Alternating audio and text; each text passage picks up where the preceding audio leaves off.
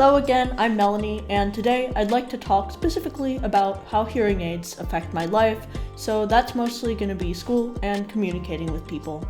Let's get into it.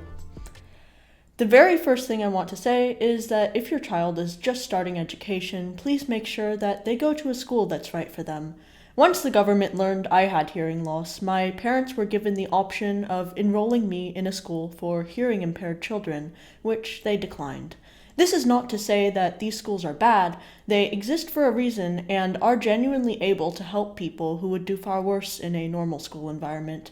However, for me, with only mild to moderate hearing loss, my parents decided with the help of experts that the better long-term decision would be an environment more representative of the general population. I have never felt the need to take advantage of any accommodations. I should note that the school I spent the most time in still isn't your typical school. It's a Montessori school, which has an entire philosophy surrounding the name, but I'll tell you what you need to know. Teaching is either one-on-one or in small groups where everyone gets the chance to engage, and students get lots of freedom every day to manage their own time and complete their assignments.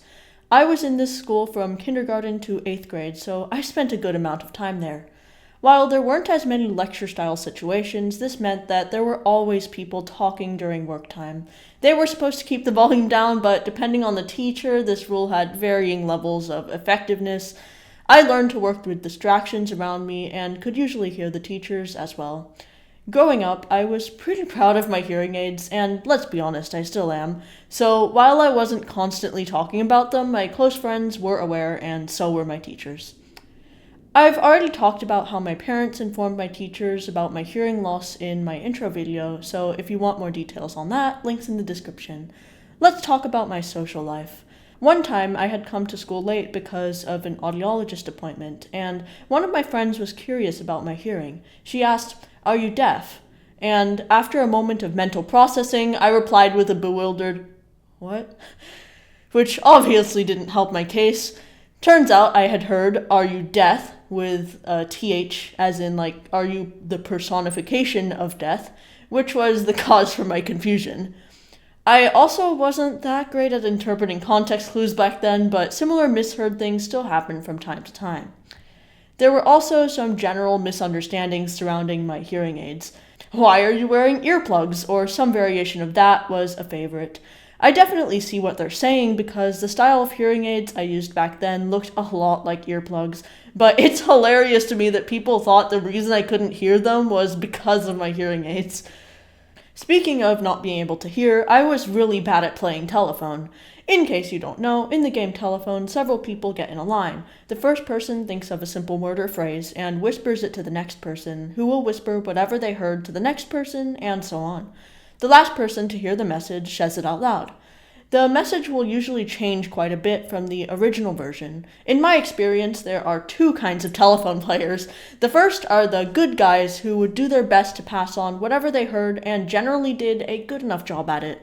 And the other type of player would purposefully try and change the message to make it funnier or make less sense.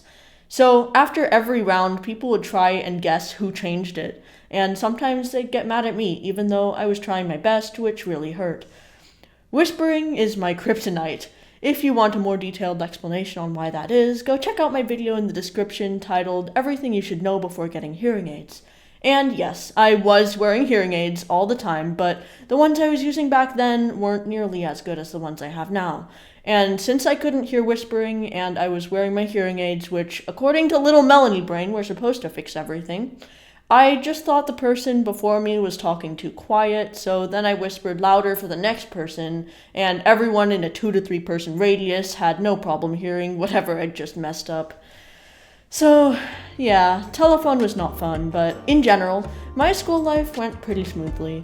Hardly anyone noticed my hearing aids until I specifically brought them up, and most of the time, people were very understanding if there were any issues. That's all for now. Thanks for watching. Melanie, signing off.